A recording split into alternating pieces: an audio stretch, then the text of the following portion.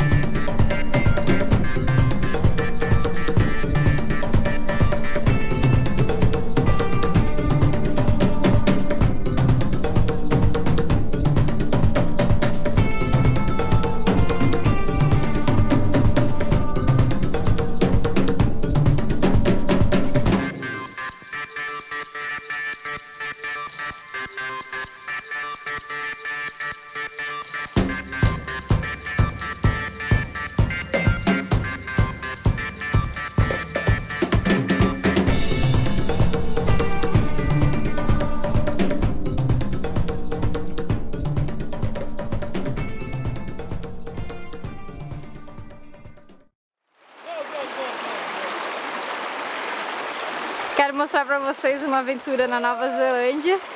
Faz a gente se sentir no filme de Senhor dos Anéis atravessando esse lago. Porque esse lago não, esse riozinho, porque tem muita correnteza e é muito frio.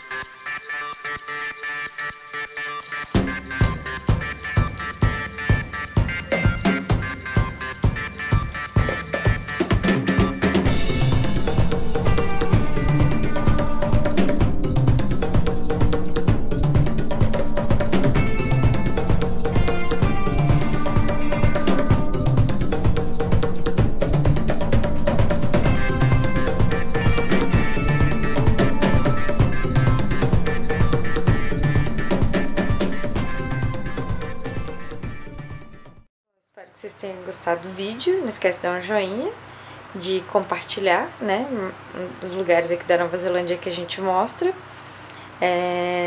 Deixar um comentário, pergunta se alguém tiver alguma coisa, ideias para outros vídeos que a gente possa fazer. E quem ainda não é inscrito, não esquece de se inscrever no canal para sempre estar atualizado das coisas que a gente bota aqui, dos lugares que a gente vai, de informações que a gente compartilha com vocês. Beijos e até a próxima. Tchau!